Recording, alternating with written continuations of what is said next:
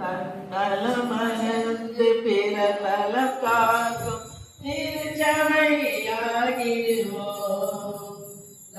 வருவோம் பணியில் இணைவோம், இறையன்பில் நாளும் வருவோம். வருவோம் பணியில் இணைவோம், இறையன்பில் நாளும் வருவோம்.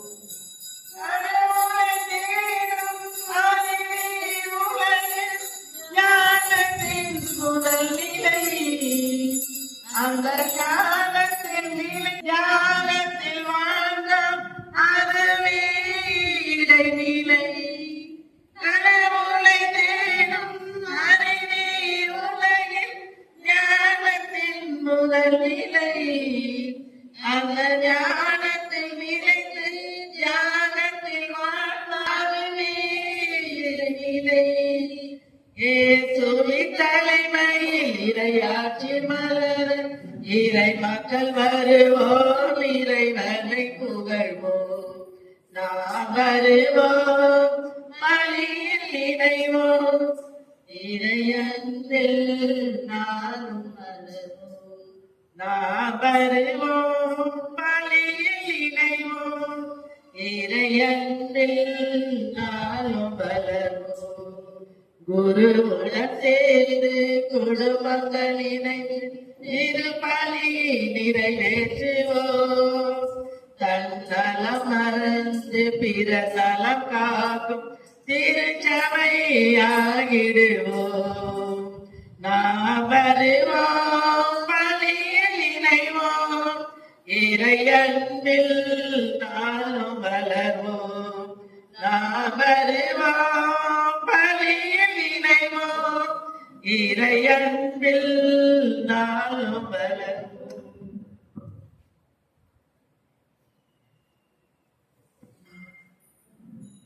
ஆலம்பூண்டி ஞானமுத்து கற்பக மகள் ஏஞ்சல் 12ஆம் வகுப்பில் தேர்ச்சி பெற்றதற்கும், மகன் வெல்வின் 10ஆம் வகுப்பில் தேர்ச்சி பெற்றதற்கும் மற்றும் வீடு நல்ல முறையில் கட்டி முடிக்கவும் உடல் சுகம் வேண்டியும் புனித சூசையப்பரை வேண்டி மன்றாடுகின்றார்கள்.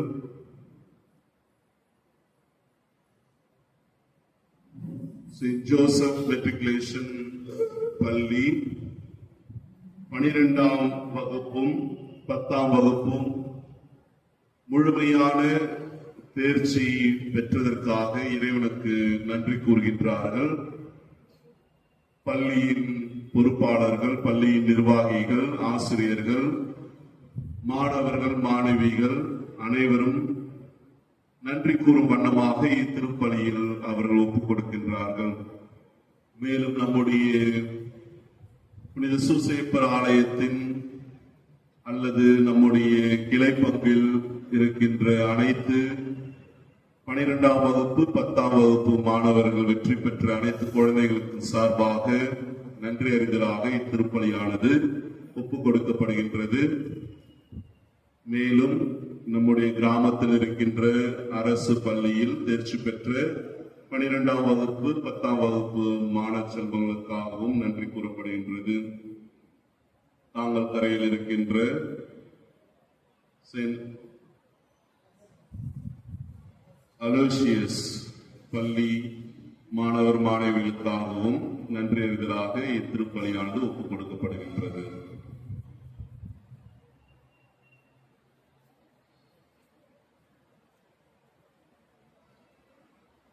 தந்தை மகன் தூய ஆவியாரின் பெயராலே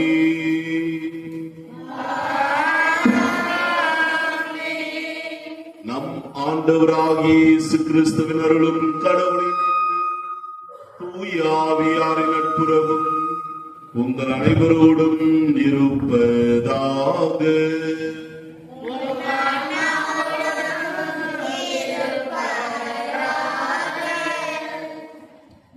அன்பு இறை மக்களே, பாஸ்கா காலத்தின் 5ஆம் ஞாயிறு திருப்பலிக்கு உங்களை அன்புடன் வரவேற்கின்றோம். முழு விவிலியமும் நமக்கு கூறும் ஒரே கருத்து அன்பு ஒன்றுதான். கடவுள் அன்பாயிருக்கிறார், நாமும் அன்பாயிருப்போம். இக்கருத்தினையை இன்றைய வாசகங்கள் நமக்கு அறிவுறுத்துகின்றன. ஆண்டவராக இயேசு ஒருவர் மற்றவரிடம் அன்பு செலுத்துங்கள் என்ற புதிய கட்டளையை கொடுக்கிறார். ஏனெனில் இன்னும் சிறிது காலம்தான் அவர் சீடர்களோடு இருப்பார். தான் இல்லாமல் சீடர்கள் இவ்வுலகத்தினை எதிர்கொள்ள அவர்களுக்கு தேவையானது அன்பு. ஏனெனில் ஒருவர் மற்றவரை ஏற்றுக்கொண்டு வாழ்வதற்கு தேவை அன்பே என்பதை உணர்ந்திருந்தார். இதனையே இன்னும் ஆழமாக கொரிந்தியர் 13ஆம் அதிகாரத்தில் எடுத்து கூறுகிறார் புனித பவுல். இந்த அன்பினால் உந்தப்பட்டவர்களாய் புனித பவுலும் பர்னபாவும் ஊர் ஊராக நகர் நகராக சென்று மக்களை இறையாற்றின் பால் நிலைத்திருக்க ஊக்குவிக்க முடிந்தது என்பதை இன்றைய முதல் வாசகமும் அன்பினிடை இறை சமூகமாக நாம் வாழ்ந்தால் மட்டுமே புதிய மன்னகத்தையும் புதிய விண்ணகத்தையும் நம்மால் காண முடியும் என்பதை இரண்டாம் வாசகமும் எடுத்துக் கொள்கின்றன. இயேசுவின் அன்புதான் நம்மை ஒன்று சேர்க்கின்றது. அவரின் அன்பு நம்மிடையே இருக்குமானால் நாமும் அவரின் சீடர்களாக இருப்போம். அவரின் அன்பு சீடர்களாய் அவரின் அன்பை விதைப்போம். அன்பின் இறை சமூகத்தினை காண்போம் என்ற எதிர்நோக்கோடு இத்திருப்பலியில் இணைந்து மன்றாடுவோம்.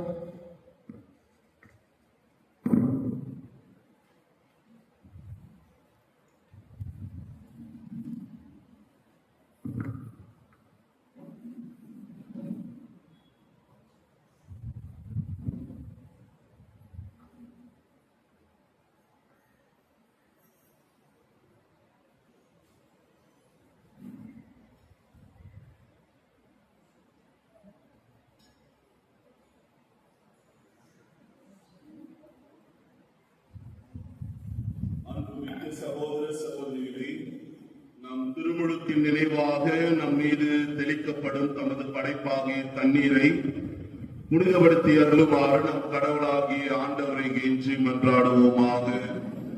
அவரே நமக்கு உதவி அளித்து நாம் பெற்றுக்கொண்ட தூய ஆவிக்கு உண்மை உள்ளவர்களாய் நிலைத்திருக்க அருள்வாராக.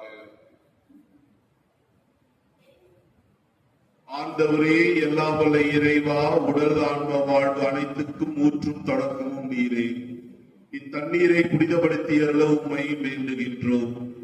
எங்கள் பாவங்களுக்கு மன்னிப்பு வேண்டவும், எல்லா நோய்களையும் மாற்றானின் சூழ்ச்சிகளையும் எதிர்த்து உமது அருளின் பாதுகாப்பை அடையவும் நாங்கள் இத்தண்ணீரை நம்பிக்கையுடன் பயன்படுத்துகின்றோம்.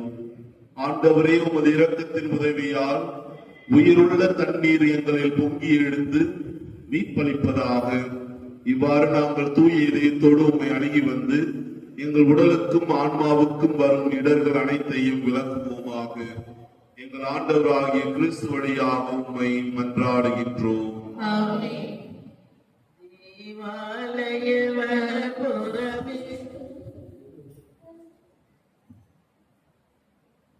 எல்லாம் வல்ல இறைவா, தண்ணீர் வளம் பெற அதில் உப்பிட வேண்டும் என்று இறைவாக்கினர் எலிசா வழியாக கற்பித்தீர். உமது படைப்பு பொருளாகிய இந்த உப்பை பரிவிரக்கத்துடன் புனிதப்படுத்தி அருள உம்மை தாழ்மையுடன் வேண்டுகின்றோம். ஆண்டவரே, உப்பு கலந்த தண்ணீர் தெளிக்கப்படும் இடமெல்லாம் தீயோனின் தாக்குதல் அனைத்தும் தோல்வியுறச் செய்வீராக. தூய ஆவியார் உடனிருந்து எங்களை இடையராது காத்தருவாராக. எங்கள் ஆண்டவராகிய கிறிஸ்து வழியாக உம்மை மன்றாடுகின்றோம்.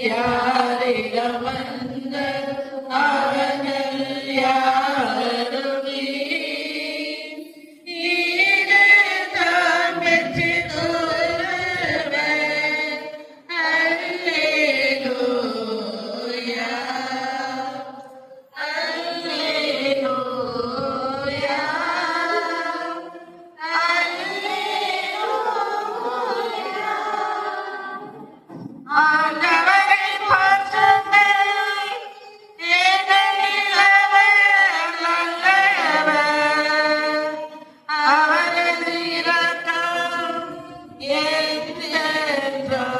உள்ளது. பிதாவசனசமேகம்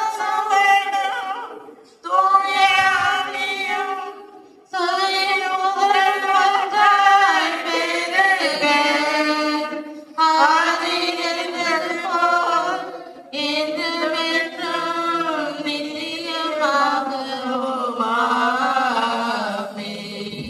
தேவாலய மலர்புதமிருந்தே தண்ணீர் எல்லாம் வல்ல இறைவன் நம் பாவங்களிலிருந்து நம்மை தூய்மைப்படுத்துவாராக.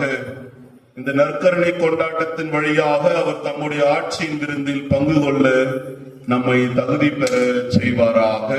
ஆமென். உன்னதங்களிலே கடவுளுக்கு மாட்சி உண்டாகுக. உலகினிலே நல்மனத்தோர்க்கு அமைதியாகுக. புகழ்கின்றோம் யாவும் உம்மையே, வாழ்த்துகின்றோம் இறைவனே. உமக்கு ஆராதனை புரிந்து உம்மை மாட்சிப்படுத்துகின்றோம் யாம். உமது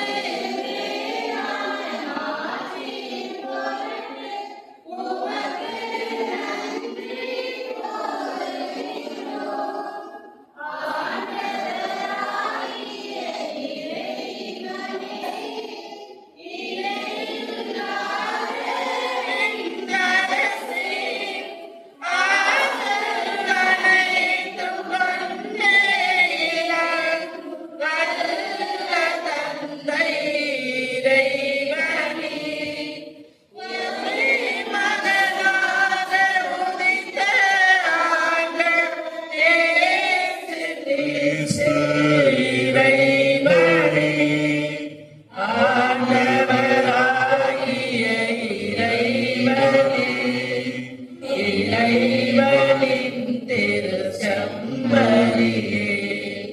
தந்தையினின்று என்றென்றுமாக உதித்த இறைவன் மகனே நீர். உலகின் பாவம் போக்குபவரே, நீர் எம் மீது இரங்குவீர். உலகின் பாவம் போக்குபவரே, எம் மன்றாட்டை ஏற்றருள்வீர். தந்தையின் மனக்கதவீர் திருமகனே, நீர் எம் மீது இரங்குவீர். ஏனெனில் நீர் ஒருவரே தூயவர், நீர் ஒருவரே ஆண்டவர், நீர் ஒருவரே உன்னதர். தூய ஆவியானவர் தந்தை இறைவனின் ஆட்சியில் இருப்பவர் நீரே.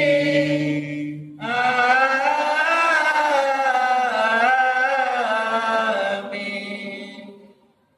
மன்றாடுவோமாக.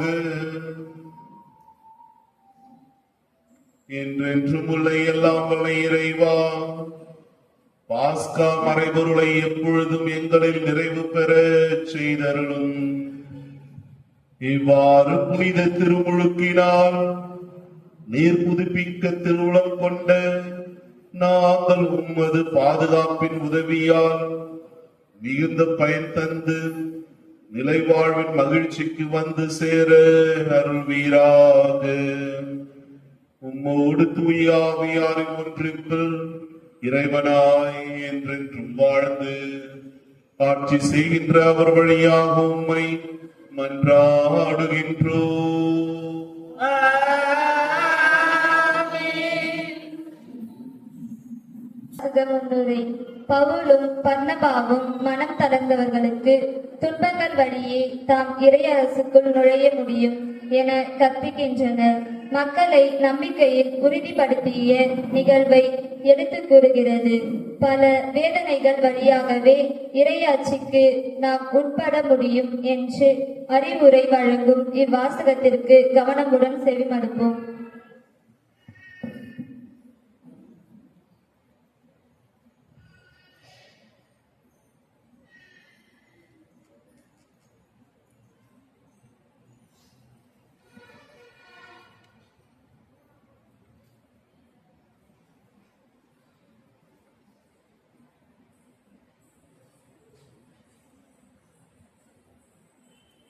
முதல் வாசகம். திருச்சபையை கூட்டி கடவுள் தங்கள் வழியாக செய்த அனைத்தையும் அறிவித்தார்கள். திருத்தூதர் பணிகள் நூலிலிருந்து வாசகம். அதிகாரம் 14, இறைவார்த்தைகள் 21 முதல் 27 முடிய. அந்நாட்களில் பவுலும் பர்னபாவும் லிஸ்திரா, இக்கோனியா, அந்தியோக்கியா ஆகிய நகரங்களுக்கு திரும்பி வந்தார்கள். அங்குள்ள சீடர்களின் உள்ளத்தை அவர்கள் உறுதிப்படுத்தி, நாம் பல வேதனைகள் வழியாகவே இறையாட்சிக்கு உட்பட வேண்டும் என்று கூறி நம்பிக்கையில் நிலைத்திருக்கும்படி அவர்களை ஊக்குவித்தார்கள். அவர்கள் ஒவ்வொரு திருச்சபையிலும் மூப்பர்களை தேர்ந்தெடுத்து நோன்பிருந்து இறைவனிடம் வேண்டி தாங்கள் நம்பிக்கை கொண்டிருந்த ஆண்டவரிடம் அவர்களை ஒப்படைத்தார்கள். பின்பு பிசிதியா வழியாக பிம்பிலியா வந்தார்கள். பெருகை நகரில் இறைவார்த்தையை அறிவித்த பின் அத்தாலியா வந்தார்கள். அங்கிருந்து கப்பலேறி அந்தியோக்கியா வந்தார்கள். அங்குதான் அவர்கள் அருள் வழங்கும் கடவுளின் பணிக்கென்று அர்ப்பணிக்கப்பட்டார்கள். இப்போது இப்பணியை செய்து முடித்து விட்டார்கள். அவர்கள் அங்கு வந்ததும் திருச்சபையை கூட்டி கடவுள் தங்கள் வழியாக செய்த அனைத்தையும், அவர் பிற இனத்தவருக்கு நம்பிக்கை கொள்ளும் வாய்ப்பை கொடுத்ததையும் அறிவித்தார்கள். இது ஆண்டவர் வழங்கும் அருள்வாக்கு. பதிலுரை பாடல். என் கடவுளே உம்மை புகழ்ந்து ஏத்துவேன்.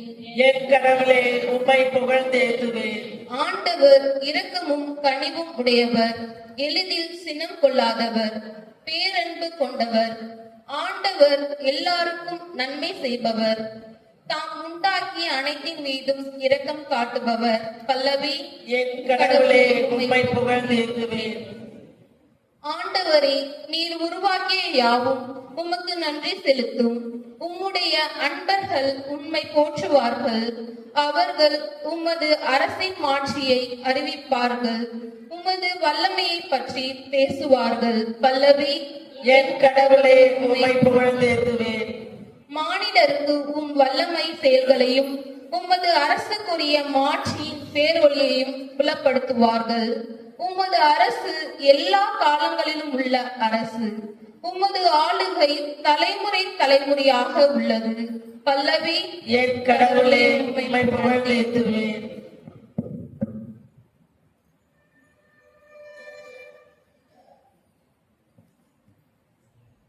இரண்டாம் வாசக முன்னுரை. இன்றைய இரண்டாம் வாசகத்தில் புனித யோவான் புதிய விண்ணகத்தையும் புதிய மண்ணகத்தையும் பற்றி கூறுகிறார். நம் கண்ணீர் அனைத்தையும் துடைக்கும் கடவுளின் மக்களாக வாழ நாம் அழைக்கப்பட்டிருக்கிறோம். சாவு, துயரம், அழுகை இல்லாத புது வாழ்வை வழங்க கடவுள் வல்லவராய் இருக்கிறார் என்ற உறுதியான நம்பிக்கை கொண்டு வாழ அழைப்பு விடுக்கும் இவ்வாசகத்திற்கு செவிமடுப்போம்.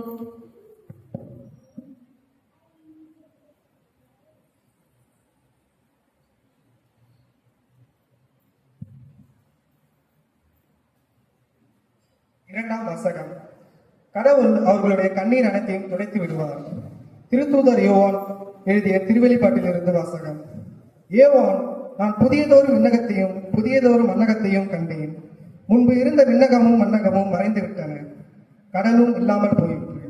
அப்பொழுது புதிய எருசலேம் எனும் திருநகர் கடவுளிடமிருந்து விண்ணகத்தை விட்டு இறங்கி வர கண்டேன். தன் மணமகனுக்காக தன்னையே அணி செய்து கொண்ட மணமகனைப் போல் அது ஆயத்தமாய் இருந்தது. பின்பு விண்ணகத்திலிருந்து எழுந்த பெரும் குரல் ஒன்றை கேட்டேன்.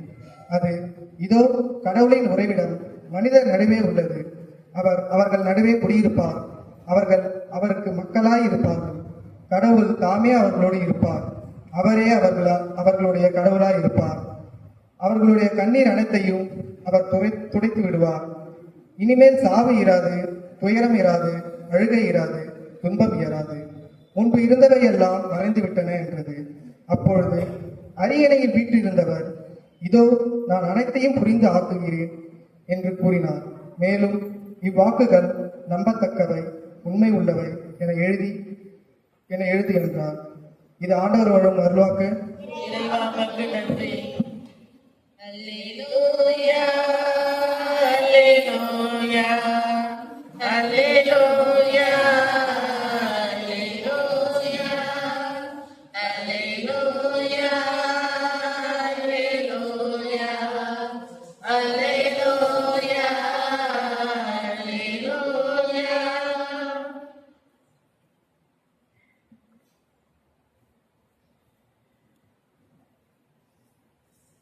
ஆண்டவர் உங்களோடு இருப்பாராக.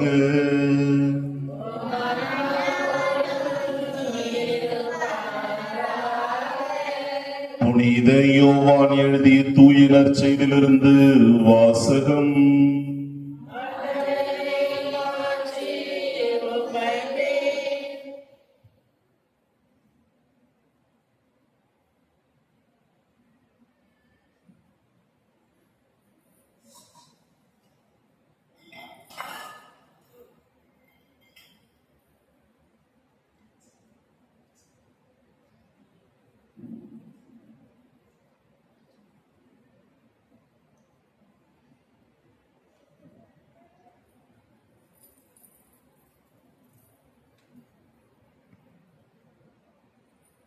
பிரிவு 13 இறைவசனங்கள் 31 33 முடிய, 34 35 முடிய.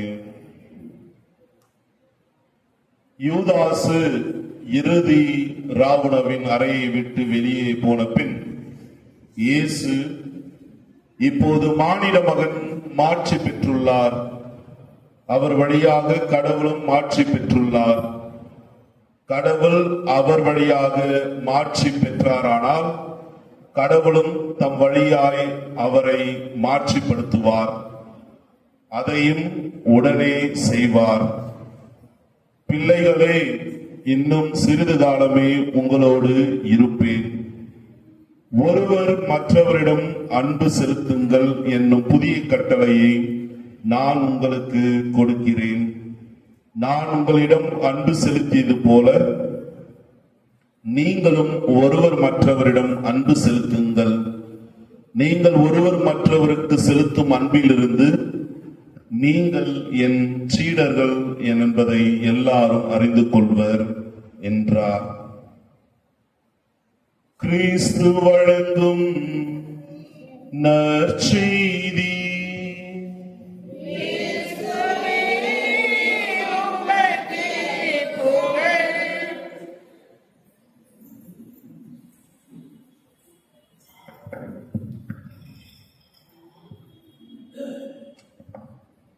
நம் வாழ்வின் அளவுகோல் என்ன? வாழ்க்கையின் அளவுகோல் என்ன? அது என்ன அளவுகோல் என்னுடைய வாழ்க்கைக்கு? கிறிஸ்துவில் பிரியமான சகோதரர்களே, சகோதரிகளே, இன்று நம்முடைய தாய் திருச்சபையானது ஆண்டின் பொதுகாலம் 5ஆம் பாஸ்காவின் காலத்தை 5ஆம் வாரத்தை நாம் சிறப்பிக்கின்றோம். எல்லாரும் நல்லா இருக்கிறீங்களா? நல்லா தூங்குனீங்களா? தூங்கி எழுந்தீங்களா? மழை எப்படி? நல்லா பெஞ்சுதா மழை? ஜோன் மழை பெஞ்சுதா? எப்படி மழை பெஞ்சது? இடி மின்னல், வெப்பம் தணிந்ததா?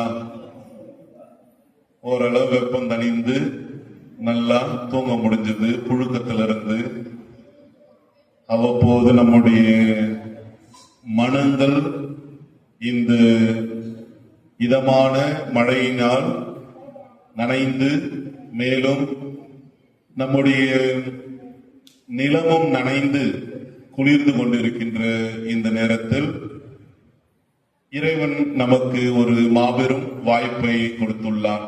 அதற்காக இறைவனுக்கு நாம் நன்றி கூறுவோம். நல்லா தூங்குனீங்களா நேத்து? இந்த வாழ்க்கையின் அளவுகோல் எப்படி நாம் தெரிந்து கொள்ளலாம்? கோடைகால மழை பெய்தது, இதை ஒரு அளவுகோலை வைத்து காண்பார்கள். இந்த கோடை காலத்தில் இவ்வளவு சென்டிமீட்டர் மழை பொழிந்தது என்று. அல்லது வாழ்க்கையின் அளவுகோலை நாம் புரிந்து கொள்ளலாம் என்றால் எப்படி நாம் புரிந்து கொள்ளலாம்? ஒருவேளை என்னிடம் இருக்கின்ற வசதிகளை வைத்து என்னுடைய வாழ்வின் அளவுகோலை புரிந்து கொள்ளலாம். அல்லது நான் வைத்திருக்கின்ற கால்நடைகளை வைத்து என்னுடைய வாழ்வின் அளவுகோலை புரிந்து கொள்ளலாம். அல்லது பணத்தை வைத்தோ, நகையை வைத்தோ, அல்லது புடவைகளை வைத்தோ இது போன்று வாழ்க்கையின் அளவுகோலை நாம் புரிந்து கொள்ளலாம். ஒருத்தங்க நல்ல போனு, ஒரு சாம்சங் புது மாடல் போனு, இல்ல ஐபோன் புது போன் வச்சிருந்தாங்கன்னா இவங்க பெரிய ஆளு, பெரிய பணக்காரங்க அப்படி நம்ம ஒரு அளவுகோல் வைத்துள்ளோம். அல்லது புதிய மாடல் கார் எதனா வாங்கியிருந்தாங்கன்னா 2025 ஒரு நல்ல ஒரு பெரிய பணக்காரங்க. இல்லைன்னா புதிய வீடு கட்டிட்டாங்கன்னா பண வசதி படைச்சவங்க. இது போன்ற அளவுகோலை வைத்துதான் நம்முடைய வாழ்வானது வாழ்கின்றோம். கிறிஸ்துவ வாழ்க்கையில் எந்த அளவுகோலை வைத்து நாம் வாழ முடியும்? அன்றாட இந்த லௌகீக வாழ்க்கை அல்லது உலக வாழ்க்கையை வைத்து பார்க்கின்ற பொழுது மற்றவர்கள் தருகின்ற மதிப்பீடுகளை வைத்து என்னுடைய வாழ்வானது அளக்கப்படுகின்றது. வாழ்வின் அளவுகோலாக அதை நான் காண்கின்றேன். ஆனால் கிறிஸ்துவ வாழ்வில் என்னுடைய அளவுகோல் என்ன? உங்களை நீங்கள் எப்படி மதிப்பிடுவீர்கள்? உங்களை நீங்கள் எப்படி மதிப்பிடுவீர்கள்? மற்றவங்க மதிப்பிட்டாதான் நம்ம ரொம்ப வருத்தப்படுவோம். என்னை இப்படி சொல்லிட்டாங்க, இல்ல அப்படி நினைச்சிட்டாங்க, நான் யாருன்னு தெரியுமா? இதெல்லாம் நாம் பல கேள்விகளை கேட்போம். எதற்கு மற்றவர்கள் நம்மை மதிப்பிட வேண்டும்? நீங்களே உங்களை என்னவென்று மதிப்பிடுவீர்கள்? எந்த அளவுகோலை வைத்து உங்களை நீங்கள் மதிப்பிடுவீர்கள்? சிந்திக்க வேண்டும். என்னுடைய வாழ்வில் நான் எந்த அளவுகோலை வைத்து என்னுடைய வாழ்வு முறை அல்லது என்னுடைய அறநெறி வாழ்வை நான் மதிப்பிட முடியும்? இரண்டு வகையாக நம்முடைய வாழ்வை நாம் பிரித்துக் கொள்ளலாம் அல்லது வாழ்வு முறையை நாம் அளந்து கொள்ளலாம். அதாவது சிறிய முறையில் வாழ்வது. சிறிய முறையில் வாழ்வது என்றால் நாம் பொதுவாக ஒரு குறுகிய வட்டத்துக்குள் வாழ்வோம். எனக்கு நான் என்னப்பா, நான் சாதாரண ஆளு, நான்லாம் ஒன்னும் பெரிய ஆள் கிடையாது, ரொம்ப சாதாரண ஆளு உங்க முன்னாடிலாம். எனக்கு என்ன, என்கிட்ட இருக்குது 2 மாடு, அந்த 2 மாடை ஓட்டி பால் கறந்து அதுல வர வருமானத்தை வச்சு சாப்பிட்டு வாழ்க்கையை நகர்த்து போகின்றேன். அல்லது என்கிட்ட இருக்கிறது ஒரு சின்ன மனைதான், அந்த மனையை வைத்து என்னுடைய குடும்பத்தார் அல்லது என்னுடைய வாழ்க்கை சிறிய வாழ்க்கையானது நான் வாழ்ந்து கொண்டு செல்கின்றேன் என்று தன்னடக்கத்தோடு சில பேர் சொல்வார்கள். ஆனால் அந்த தன்னடக்கம் உண்மையான தன்னடக்கமா அல்லது நாடகத்தன்மையோடு உள்ள தன்னடக்கமா என்றும் நமக்கு புரியாது. இதை தன்னடக்கமாக எடுத்துக்கொள்ளலாம், எளிமையான வாழ்வு முறையாகவும் நாம் எடுத்துக்கொள்ளலாம், அல்லது மிகுந்த வெளித்தோற்றத்திற்காக அல்லது நாடகத்தன்மையோடு கொண்ட ஒரு வாழ்வாக கூட நாம் எடுத்து செல்லலாம். இந்த சிறிய வாழ்க்கையை வாழ்கின்றவர்கள் அவர்கள் நினைப்பதெல்லாம் என்னுடைய வாழ்க்கை இந்த எளிமையான முறையில் வட்டத்திற்குள் வாழ்ந்தால் என்றால் என் வாழ்வில் பிரச்சனைகள் எல்லாம் தீர்ந்துவிடும் என்று. ஆனால் உண்மையில் பார்த்தோம் என்றால் அந்த சிறிய வட்டத்திற்குள் வாழ்கின்றவர்கள் பிரச்சனை தீர்ந்துடுச்சா? பிரச்சனை தீரல. அதே கஷ்டம், அதே பண நெருக்கடி, அதே வறுமை. அப்புறம் எதுக்கு நம்ம அந்த சிறிய வாழ்க்கைக்குள்ள வாழணும்னு ஆசைப்படுறோம்? பெருசா வாழுவோமே, பெரிதாக எண்ணுவோமே.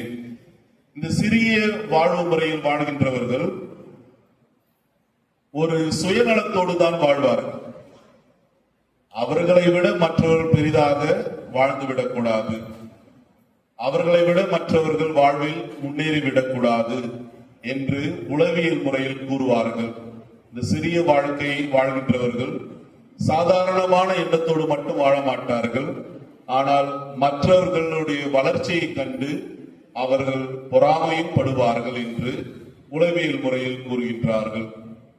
உண்மையில் வாழ்க்கையில் நாம் பார்க்க வேண்டும் என்றால் பெரிய அளவான வாழ்க்கையை நாம் வாழ வேண்டும். நம்முடைய வாழ்வின் அளவுகோல் பெரிய அளவாக இருக்க வேண்டும். பணம் போதுமான அளவு சம்பாதித்தாலும் அல்லது நிலப்புலங்கள், வீடு அல்லது வசதிகள் நமக்கு தேவையானவற்றை நாம் சம்பாதித்தாலும் இருந்தாலும் வாழ்க்கையில் நமக்கு ஒரு வெற்றிடம் தோன்றும். வாழ்க்கையில் நமக்கு ஒரு ஏதோ ஒன்று நாம் இல்லாததை போன்று நமக்கு அவ்வப்போது தோன்றிக் கொண்டே இருக்கும். அதை நோக்கி நாம் பயணிக்க வேண்டும். அதை நோக்கி நம்முடைய வாழ்வானது செலுத்தப்பட வேண்டும். அப்படி செலுத்துகின்ற பொழுது நம்முடைய வாழ்வானது ஒரு பெரிய வட்டத்திற்குள் நம்முடைய வாழ்க்கையானது செல்கின்றது. அதாவது நான் படிக்கின்ற காலத்தில் எளிமையாக சொல்வார்கள், நெட்வொர்க் இஸ் வெரி இம்பார்ட்டன்ட். அதாவது நெட்வொர்க் என்றால் அந்த கூட்டு முயற்சி அல்லது கூட்டு சிந்தனை உள்ளது நமக்கு மிகவும் முக்கியமானது. ஏனென்றால் மனிதனுக்கு எல்லாமே நமக்கு தெரிந்து விடுவது அல்ல, அல்லது எல்லா காரியங்களும் விஷயங்களும் நமக்கு தெரிந்துவிடும் என்பது அல்ல. ஒன்று தெரியும், மற்றொன்று தெரியாமல் போகலாம். ஒன்று தெரியும், பலவற்றை நமக்கு தெரியாமல் போகலாம். ஆகவே நாம் ஒவ்வொருவரும் நம்முடைய திறமைகளுக்கு ஏற்றவாறு போல் நம்மிடத்தில் இல்லாததை மற்றவர்களிடத்தில் இருந்து கேட்டுக்கொண்டோ அல்லது உதவி பெற்றுக்கொண்டோ நாம் வாழ்கின்ற பொழுது நம்முடைய வாழ்க்கையானது ஒரு பெரிய வட்டமாக மாறுகின்றது. உதவுவதற்காக மற்றவர்கள் இருக்கின்றார்கள் என்று இந்த சிந்தனையோடு நாம் பெரிய வட்டத்தை நாம் ஏற்றுக்கொள்ளலாம். நம்முடைய வாழ்வில் நாம் புரிந்து கொள்ள வேண்டிய ஒரு முக்கியமான ஒரு செயல்பாடு, இந்த வாழ்க்கையில் அகத்தில் ஏதேனும் எப்பொழுதும் ஒரு சின்ன ஒரு தேடல் இருந்து கொண்டேதான் இருக்கும்.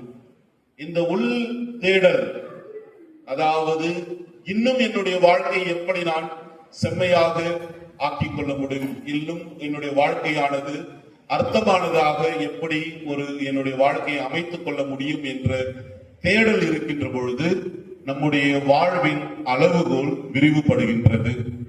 பணம் மட்டும் போதுமா அல்லது நல்ல வசதி மட்டும் போதுமா? அது மட்டும் நமக்கு முழுமையான மகிழ்ச்சி தராது. அது தேவைதான், பணம் தேவைதான், வசதி தேவைதான், நல்ல இருப்பிடம் தேவைதான், நல்ல வசதிகள் தேவைதான். ஆனால் அது மட்டும் நமக்கு முழுமையான மகிழ்ச்சி தராது. அதையும் கடந்து நாம் வாழ்க்கையில் நாம் தேடுகின்ற பொழுது, நமக்கு உள் இருந்து தேடுகின்ற பொழுது வாழ்க்கையின் உண்மையான அர்த்தங்கள் நமக்கு வெளிப்படும். ஒரு நல்ல நண்பர்களை தேடுகின்ற பொழுது, நல்ல புத்தகங்களை நோக்கி நாம் வாசிக்கின்ற பொழுது, அல்லது ஒரு நல்ல ஒரு பயணத்தை நோக்கி நாம் செல்கின்ற பொழுது வாழ்க்கையில் பல உண்மையான அர்த்தங்களை நாம் உணர முடியும், காண முடியும். இந்த வாழ்வின் உண்மையான அளவுகோல் எங்கிருந்து பிறக்கும் என்றால் உள்ளிருந்துதான் பிறக்கும். வெளி தோற்றங்களில் இருந்து நம்முடைய வாழ்வின் அளவுகோல் மதிப்பிட முடியாது. உள் மனதிலிருந்து அல்லது நம்முடைய உள் வாழ்க்கையிலிருந்து எனக்கு என்ன அளவுகோல் வைத்துள்ளேன், அல்லது என்னுடைய பார்வையானது இந்த உலகத்தின் மீது, என்னுடைய பார்வையானது இந்த மக்களின் மீது எந்த அளவு நான் அளவுகோல் வைத்துள்ளேன் என்றால், என்னுடைய அகத்திலிருந்து எந்த அளவுகோலை நான் வைத்துள்ளேனோ அதை வைத்துதான் மற்றவர்களையும் இந்த உலகத்தை மீதும் என்னுடைய பார்வையானது, நம்முடைய பார்வையானது இருக்க முடியும்.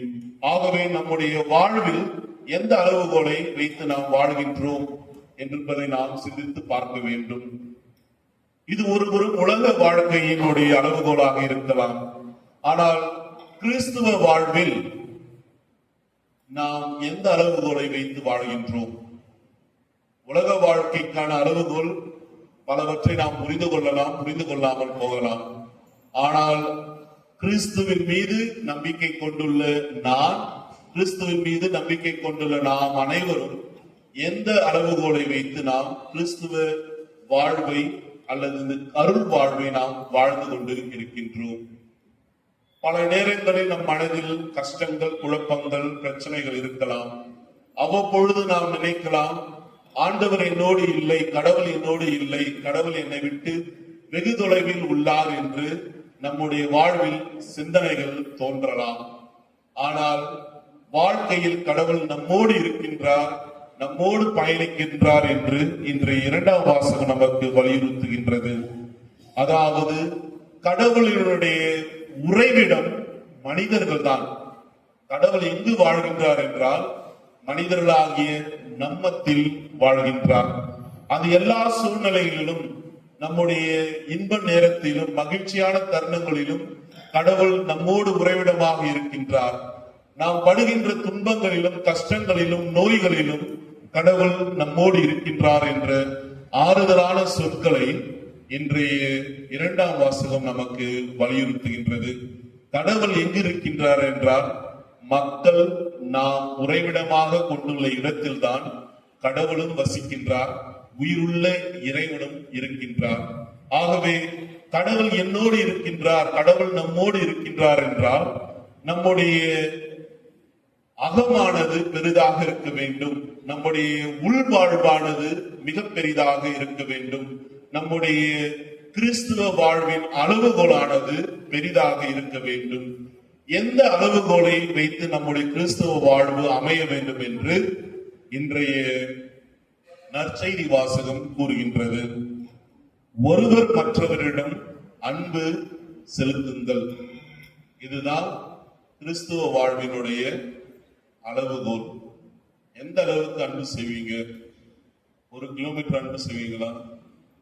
1 கிலோ அன்பு செய்வீங்களா? அல்லது 1 லிட்டர் பால் அளவு அன்பு செய்வீங்களா? இந்த கிறிஸ்துவ மீது, மற்றவர்கள் மீது நாம் அன்பு செய்வது எந்த அளவிற்கு நாம் அன்பு செய்வோம்? கிறிஸ்துவ வாழ்வில் ஒருவர் மற்றவரிடம் அன்பு செலுத்துங்கள் என்று கூறுகின்றார் இயேசு கிறிஸ்து. இதுதான் ஒரு மாபெரும் அளவுகோல். தியாக அன்பு, இந்த தியாக அன்புதான் உண்மையான அளவுகோல். இது புதிது அல்ல, மாறாக இந்த அன்பு செலுத்துங்கள், மற்றவரிடம் அன்பு செலுத்துங்கள் என்பது பழைய ஏற்பாட்டில் கூறப்பட்டதுதான். லேவியர் புத்தகத்தில் மற்றவர்களிடத்தில் அன்பு செலுத்துங்கள் என்று கூறப்பட்டுள்ள ஒரு வசனம் தான். அப்படி இருக்க இயேசு என்ன ஒரு புதிதாக கூறிவிட்டார்? ஒருவர் மற்றவரிடம் அன்பு செலுத்துங்கள் என்பது புதிது அல்ல. ஆனால் இயேசுனுடைய வார்த்தை மட்டுமல்ல, மாறாக செயல்பாடு இருந்தது. சொல் மட்டுமல்ல, செயலும் இருந்தது. அந்த தியாக அன்பு ஆனது நம் ஒவ்வொருவருக்கும் தேவை.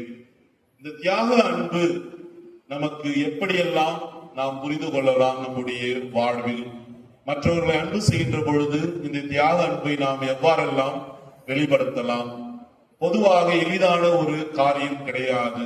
அன்பு செலுத்துங்கள் என்று கூறியவுடன் நாம் எல்லாம் அன்பின் தூதர்களாக மாறிவிட்டு வெறும் அன்பை மட்டும் நாம் காட்டுபவர்கள் அல்ல.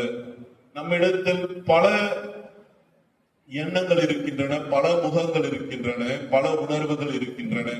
ஒவ்வொருவரும் ஒவ்வொரு நேரத்தில் ஒவ்வொரு விதமாக வெளிப்படுத்துவோம் நம்முடைய எண்ணங்களையும் நம்முடைய சிந்தனைகளையும். ஆனால் கிறிஸ்து நமக்கு கூறுவது இன்று அன்பை மேலோங்கி இருக்கட்டும், அதுவும் தியாக அன்பு மேலோங்கி இருக்கட்டும். எப்பொழுது நம்முடைய கிறிஸ்துவ வாழ்வில் தியாக அன்பானது அளவுகோலாக இருக்கின்றதோ அப்பொழுது உண்மையில் நாம் அளவு கடந்த அந்த கடவுளின் அன்பை நாம் பெற்றவர்களாகவும், மேலும் மற்றவர்களை எந்த ஒரு சுயநலம் இல்லாமல் தன்னலமற்ற அன்பை பிறரோடு நாம் பகிர்ந்து கொள்கின்றோம். ஆகவே கிறிஸ்து நமக்கு கொடுக்கின்ற ஒரு அளவுகோல் அன்பு. அன்பை வைத்து என்னுடைய கிறிஸ்துவ வாழ்வை, நம்முடைய கிறிஸ்துவ வாழ்வை நல்ல ஒரு எடுத்துக்காட்டாக வாழ்வோம். அன்பு இல்லாமல் எந்த கிறிஸ்துவ வாழ்வும் பயனுள்ளதாக இருக்காது. அன்பு இல்லாமல் கிறிஸ்துவ வாழ்வு என்பது பயனற்றது. ஆகவே அன்பை மையமாக வைத்துக் கொண்டு நம்முடைய கிறிஸ்துவ வாழ்வை வாழ்வோம்.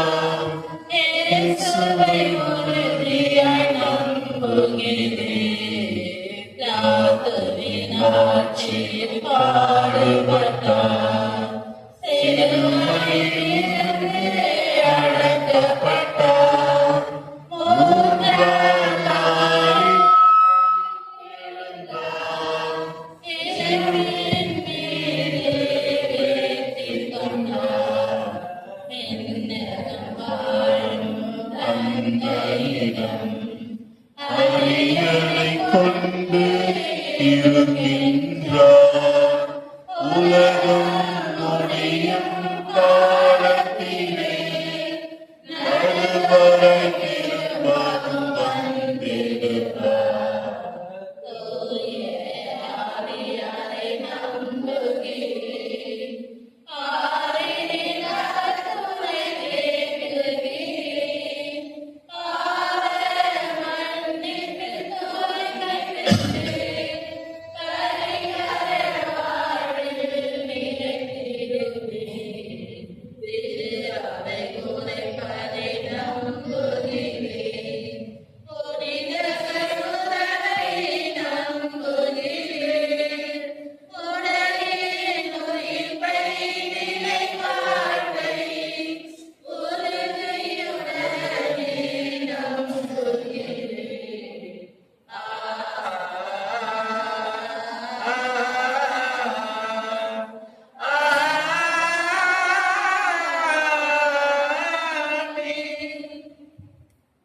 அன்புமிக்க சகோதர சகோதரிகளே, மகிழ்ச்சி பொங்கும் இப்பாஸ்கா காலத்தில் கடவுளை உருக்கத்துடன் மன்றாடுவோம். அதனால் தம்முடைய அன்பு திருமகனின் வேண்டல்களையும் மன்றாட்டுகளையும் கனிவாய் கேட்டருளியது போல நம்முடைய தாழ்நிலையையும் கண்ணோக்கு அருள் புரிவீராக.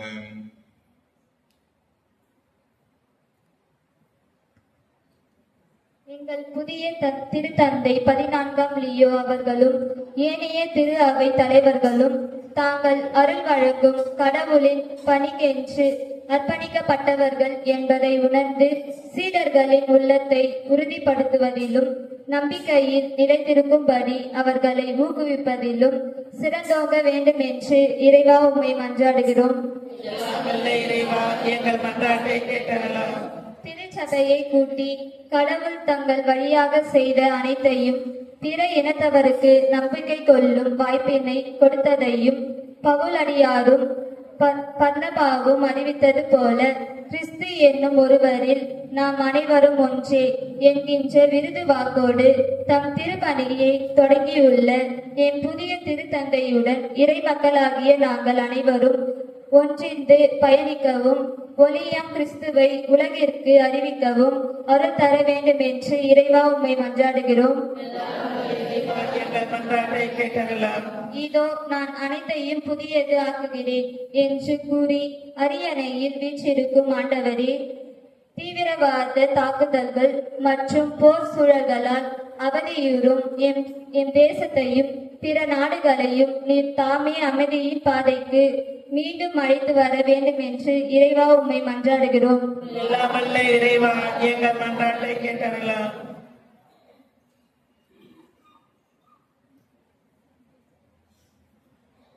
இதோ கடவுளின் உறைவிடம் மனிதர் நடுவே உள்ளது. அவர் அவர்கள் நடுவே குடியிருப்பார். அவர்களுடைய கடவுளாய் இருப்பார். அவர்களுடைய கண்ணீர் அனைத்தையும் அவர் துடைத்து விடுவார் என்கிற 2ஆம் வாசக இறைவாக்கு இன்னொருதலும் இவ்வுலகிற்கு எங்கள் அனைவருக்கும் ஆறுதலாக இருப்பதோடு எதிர்நோக்கின் திருப்பயணிகளாக பயணிக்கவும் உதவிட வேண்டும் என்று இறைவா உம்மை மன்றாடுகிறோம். எங்கள் மன்றாட்டை கேட்டருளும். இங்கே கூடியுள்ள நாங்கள் அனைவரும் ஒருவர் மற்றவரிடம் அன்பு செலுத்துங்கள் என்னும் புதிய கட்டளையின் பொருளை உணர்ந்தவர்களாய் முதலில் எங்கள் குடும்பத்திலும் அதன் பின்னர் நாங்கள் வாழ்கிற பங்கிலும் சமூகத்திலும் ஒருவருக்கு அன்பு செலுத்தவும் அதன் மூலம் நாங்கள் உம் சீடர்கள் என்பதை எல்லாரும் அறிந்து கொள்ளவும் வேண்டும் என்று இறைவா உம்மை மன்றாடுகின்றோம். எல்லாம் வல்ல இறைவா எங்கள் மன்றாட்டை கேட்டருளும். இறைவா, இன்று உள்ள மக்களின் வாழ்வு பல்வேறு தேவைகளால் ஏற்படும் கவலைக்கு உள்ளாகி இருக்கின்றது என்று நீர் அறிவீர். நம்பிக்கையாளர் நேர்ந்தளிக்கும் மன்றாட்டுக்களை ஏற்று அவர்கள் விரும்பி கேட்பதை தந்தருள்வீராக. எங்கள் ஆண்டவராகிய கிறிஸ்து வழியாக உம்மை மன்றாடுகின்றோம்.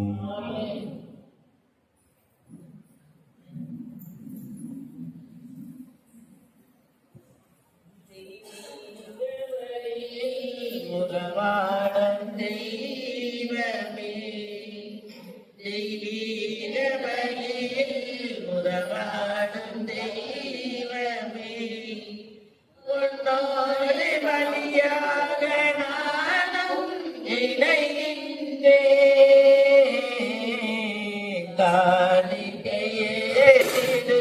காணிக்கையேற்றிடுவாய், காணிக்கையேற்றிடுவாய்,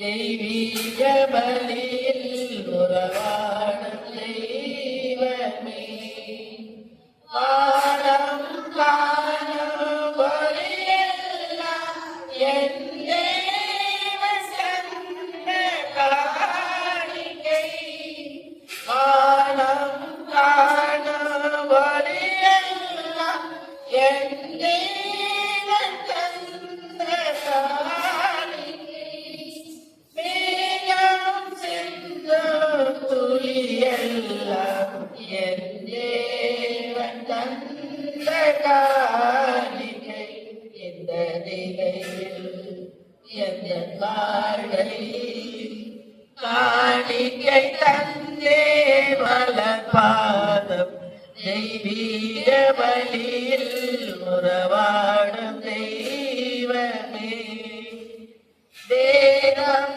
சொன்ன வழியெல்லாம் என் தேவன் தந்த காணிக்கை, வேதம் சொன்ன வழியெல்லாம் என் தேவன் தந்த காணிக்கை, பாதடைத்த கனியெல்லாம் என் தேவன் தந்த காணிக்கை, இந்த நிலையில் எந்த வாழ்வை காணிக்கை தந்தேன் உன் மலர்பாதம், தெய்வீக பலியில் உறவாடும் தெய்வமே, உன்னோடு பலியாக நானும் இணைகின்றேன்.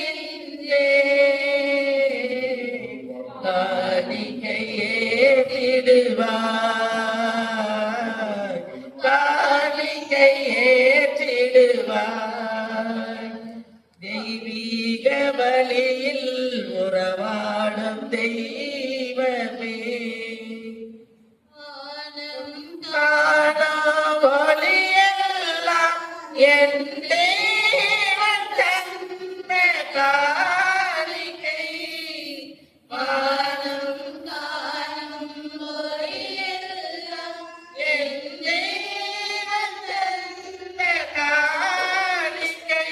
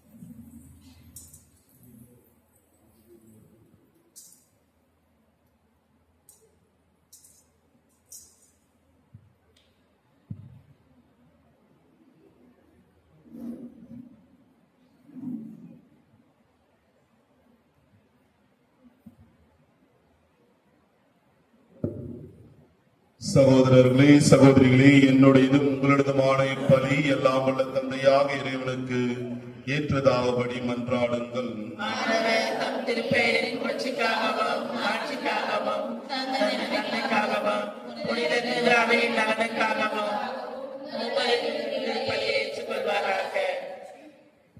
இறைவா, இந்த பலியின் வணக்கத்துக்குரிய பரிமாற்றத்தால் எங்களை உமது உன்னதமான ஒரே இறை இயல்பில் பங்கு பெற செய்ய உம்மை வேண்டுகின்றோம். அதனால் உமது உண்மையை அறிந்து கொண்ட நாங்கள் அதை தகுதியான செயல்களால் எமதாக்கி கொள்வோமாக. எங்கள் ஆண்டவராகிய கிறிஸ்து வழியாக உம்மை மன்றாடுகின்றோம். ஆண்டவர் உங்களோடு இருப்பாராக.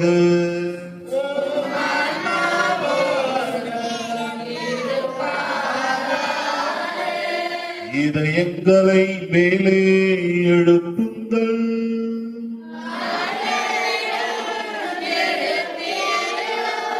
நம் இறைவனாகிய ஆண்டவருக்கு நன்றி கூறுவோம்.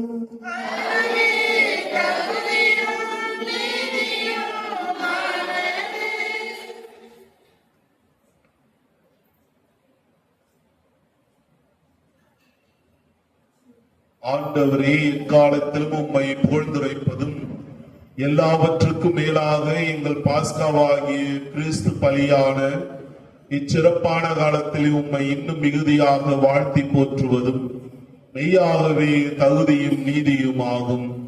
எங்கள் கடமையும் மீட்பிற்குரிய செயலுமாகும். கிறிஸ்து தம் திருவுடலை ஒப்பு கொடுத்து சிலுவையின் மேன்மையான பலியில் முற்கால பலிகள் நிறைவு பெற செய்தருளீர். எங்கள் மீட்புக்காக அவர் உம்மிடம் தம்மையை கையளித்த போது அவரே குருவாகவும் பலிப்பீடமாகவும் செம்மறியாகவும் விளங்கினார். ஆகவே விண்ணக பாஸ்கா மகிழ்ச்சி பொங்க அனைத்துலகின் மாந்தர் அனைவரும் மக்களிக்கின்றனர். அவ்வாறே ஆற்றல் மிக்கோரும் அதிகாரம் கொண்ட தூதர்களும் உமது மாட்சியை புகழ்ந்து பாடி முடிவின்றி சொல்வதாவது: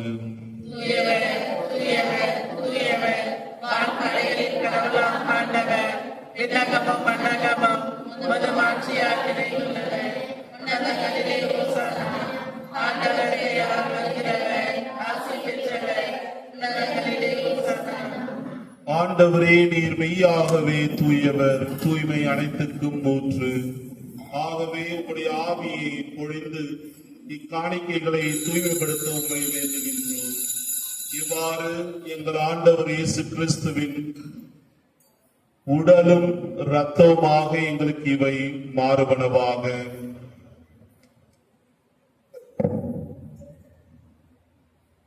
அவர் பாடுபட உளம் கனிந்து தம்மை கையளித்த போது அப்பத்தை எடுத்து நன்றி செலுத்தி அதை பிட்டு தம் சீடர்களுக்கு அளித்து கூறியதாவது: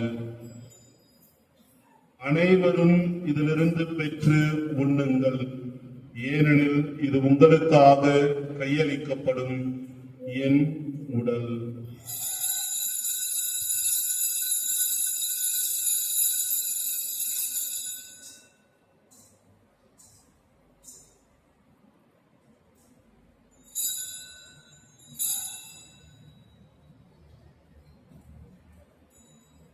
அவ்வண்ணமே இரவு விருந்தை அருந்திய பின் கிண்ணத்தையும் எடுத்து மீண்டும் உமக்கு நன்றி கூறி தம் சீடர்களுக்கு அளித்து அவர் கூறியதாவது: அனைவரும் இதிலிருந்து பெற்று பருகுங்கள், ஏனெனில் இது புதிய நிலையான உடன்படிக்கை உரிய என் இரத்தத்தின் கிண்ணம். இது பாவ மன்னிப்புக்கென்று உங்களுக்காகவும் பலருக்காகவும் சிந்தப்படும். இதை என் நினைவாக செய்யுங்கள்.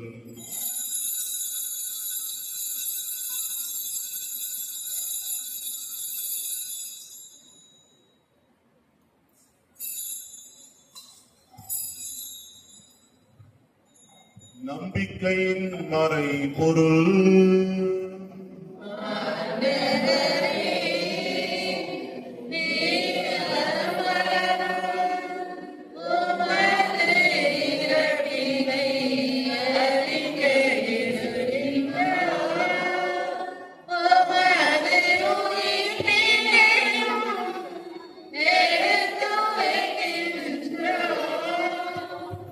ஆகவே ஆண்டவரே, நாங்கள் கிறிஸ்துவின் இறப்பினையும் உயிர்ப்பினையும் நினைவு கூர்ந்து வாழ்வதரும் அப்பத்தையும் மீட்பளிக்கும் கிண்ணத்தையும் உமக்கு ஒப்புக் கொடுக்கின்றோம்.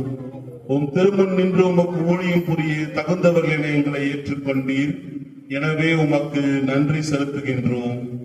மேலும் கிறிஸ்துவின் உடலிலும் இரத்தத்திலும் பங்கு கொள்ளும் எங்களை தூய ஆவியார் ஒன்று சேர்க்க வேண்டும் என உம்மை தாழ்மையுடன் மன்றாடுகின்றோம். ஆண்டவரே, உலகம் எங்கும் பரவி இருக்கும் உமது திரு அவையை நினைவு கூர்ந்தருளும்.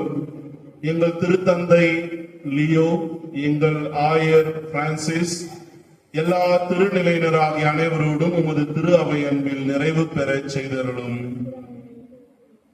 மேலும் உயிர்த்தெழும் எதிர்நோக்குடன் துயில் கொள்ளும் எங்கள் சகோதரர் சகோதரிகளையும் இறந்தோர் அனைவரையும் இரக்கத்துடன் நினைவு கூர்ந்து உமது திருமுக ஒளியினுள் ஏற்றருளும். எங்கள் அனைவர் மீதும் இரக்கமாயிரும். கடவுளின் கன்னித்தாயான புனித மரியா, அவருடைய கணவரான புனித யோசேப்பு, புனித திருத்தூதர்கள், இவ்வுலகில் உமக்கு உகந்தவராய் இருந்தோர் ஆகிய புனிதர் அனைவருடனும் நாங்கள் நிறைவாழ்வில் பங்கு கொள்ளும் தகுதி பெற்று உம் திருமகன் இயேசு கிறிஸ்து வழியாக உம்மை புகழ்ந்தேத்து வரமரள உம்மை மன்றாடுகின்றோம்.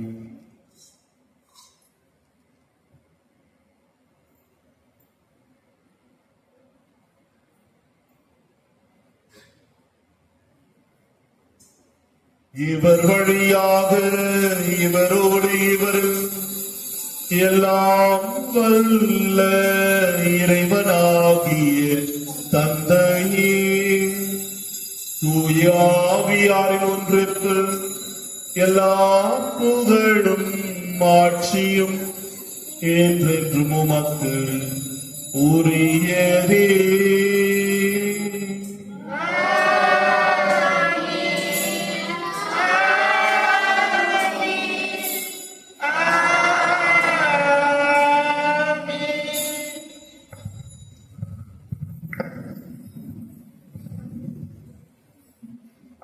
மீட்பரின் கட்டளையால் கற்பிக்கப்பட்டு இறை படிப்பினையால் பயிற்சி பெற்ற நாம் துணிந்து சொல்வோம்.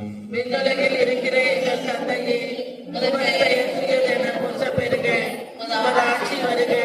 உமது திருவுளம் விண்ணுலகில் நிறைவேறுவது போல மண்ணுலகிலும் நிறைவேறுக. எங்கள் அன்றாட உணவை இன்று எங்களுக்கு தாரும். எங்களுக்கு எதிராக குற்றம் செய்வோரை நாங்கள் மன்னிப்பது போல எங்கள் குற்றங்களை மன்னியும். எங்களை சோதனைக்கு உட்படுத்தாதேயும். தீமையிலிருந்து எங்களை விடுவித்தருளும்.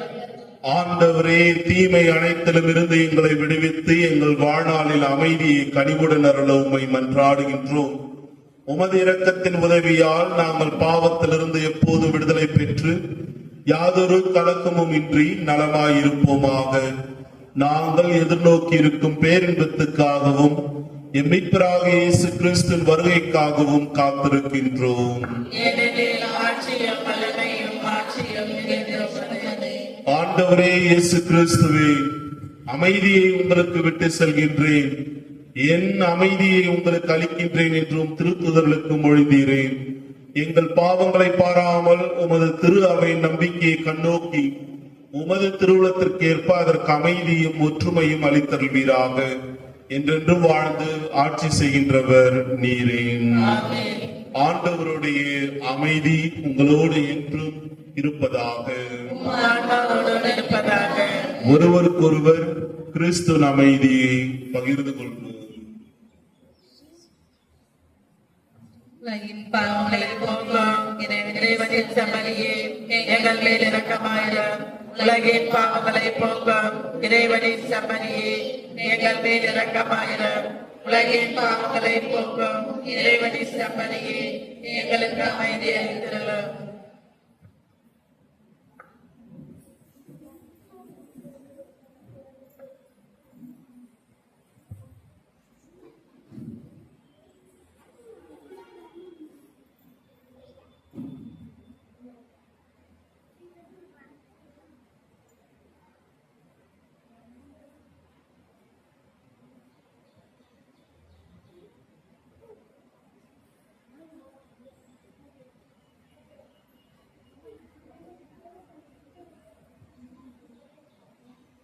இதோ இறைவனின் செம்மறி, இதோ உலகின் பாவங்களை போக்குபவர். செம்மலின் விருந்துக்கு அழைக்க பெற்றோர் பேறு பெற்றோர். ஆண்டவரே, நீரே உள்ளத்தில் எழுந்தருளுகிறவர். நான் தகுதியற்றவர். ஆனால் ஒரு வார்த்தை மட்டும் சொல்லுங்கள், எனது ஆன்மா நலமடையும்.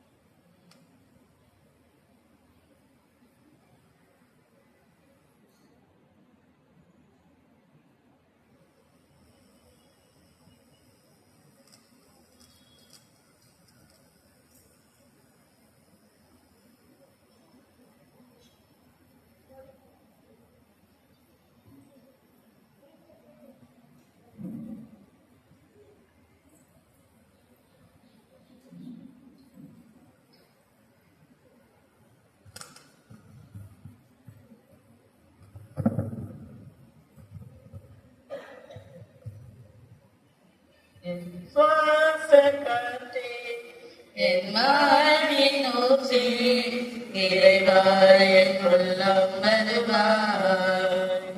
என் உயிரின் உலகே, என் வாழ்வின் வழியே, தலைவா நீ உன்னை தருவாய். என் வாழ்வும் என் மனமும் எல்லாமும் நீதானே. இறைவா தலைவா அன்பினை பொழிவாய். என் சுவாச காற்றே, என் வாழ்வின் ஊற்றே, இறைவா என் உள்ளம் வருவாய். என் சொந்தம் யாவும் என் தேவையாவும் நீதானே நீதானே இறைவா. என் நெஞ்சில் நேசம் மாறாத பாசம் என் வாழி தருவாய் தலைவா. மாணவெல்லாம் நீ வேண்டுமே, வாழ்நாளம் வர வேண்டுமே. வாழ்நாளெல்லாம் நீ வேண்டுமே, வளர்ந்திட நாளும் வர வேண்டுமே. வாழ்வாய் வழியாய் நிறைந்திட வருவாய். என் சுவாச காற்றே, என் வாழ்வின் ஊற்றே, இறைவா என் உள்ளம் வருவாய். நிலைக்கும் நன்மை அறிவாய் நீ அறிவே இறைவா.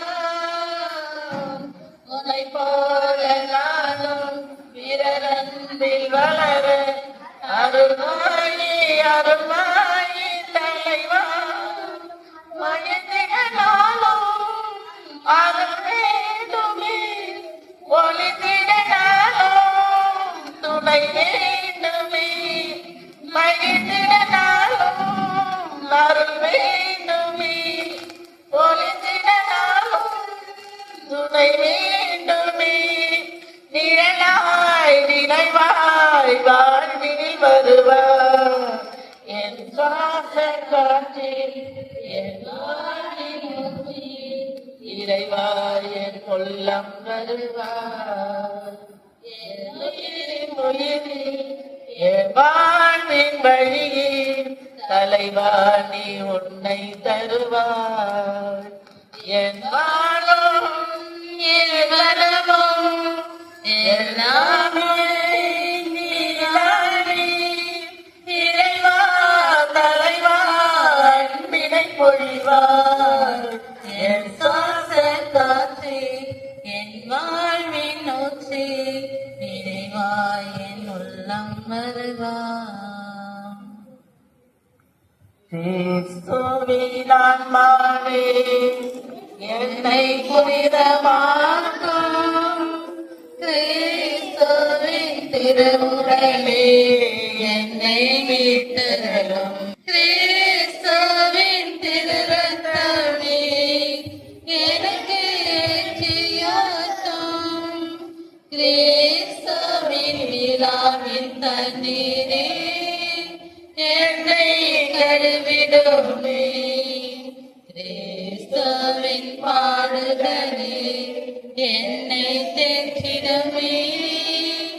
ஓ நல்ல இயேசுவே எனக்கு செவி சாயும், உம் திரு காயங்களுள் என்னை மறைத்ததெல்லாம் உம்மிடமிருந்து என்னை பிரிய விடாதேயும், தீய பகைவரிடமிருந்து என்னை காத்தருளும், எனது இறப்பின் வேளையில் என்னை அழைத்தருளும், உம்மிடம் வர எனக்கு கட்டளையிட்டருளும், புனிதர்களோடு எக்காலமும் உம்மை புகழச் செய்யும்.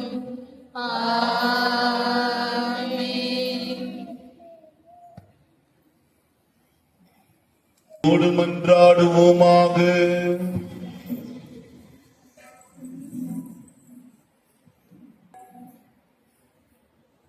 ஆண்டவரே, விண்ணக மறை நிகழ்வுகளால் நீர் நிறைவு செய்த உம் மக்களுடன் கனிவாய் தங்கியிருக்க உம்மை வேண்டுகின்றோம். பழைய நிலையிலிருந்து வாழ்வின் புதிய நிலைக்கு நாங்கள் கடந்து செல்ல செய்வீராக. எங்கள் ஆண்டவராகிய கிறிஸ்து வழியாக உம்மை மன்றாடுகின்றோம். ஆண்டவர் உங்களோடு இருப்பாராக.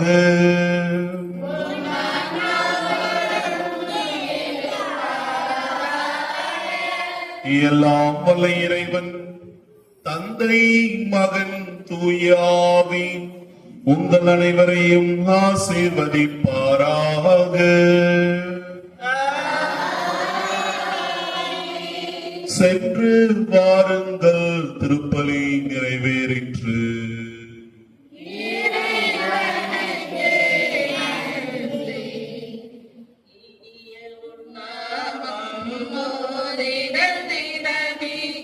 அனைவரும் மகிழ்வோமே, இனிய உன் நாமம் ஓதிடமே, அனைவரும் மகிழ்வோமே. தாயகமே, தாயுமே நீ, தமிழோ திரையவே. தாயகமே, தாயுமே நீ, தமிழோ திரையவே. அன்பிது அன்பிது மாதா, தன்னலமியற்ற மாதா, அன்பிது அன்பிது மாதா, தன்னலமியற்ற மாதா, தாயகமே, தாயுமே நீ, தமிழோ திரையவே. தாயகமே, தாயுமே நீ, தமிழோ திரையவே. இயேசுவின் மதுரமான திருதேவி, எங்கள் சிநேகமாயிரம் மரியாவின் மாசுத்த திருதேவி, எங்கள் சிநேகமாயிரம் புனித சேர்ப்பதே எங்களுக்காக வேண்டிக்கொள்ளும். புனித அந்தோனியாரே, இறைவனின் எல்லா புனிதர் புனிதர்களே எங்களுக்காக வேண்டிக்கொள்ளும். இயேசு மறை சுசே எங்களை ரட்சியும். நிலையான புகழுக்குரிய தூய்மை மிகு நற்கருணைக்கு எல்லா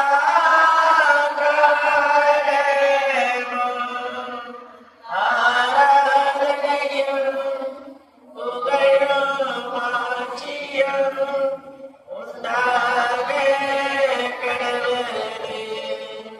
தந்தை மகன் தூய ஆவியின் பேராமே இயேசுவுக்கே புகழ், இயேசுவுக்கே நன்றி. மரியே வாழ்க.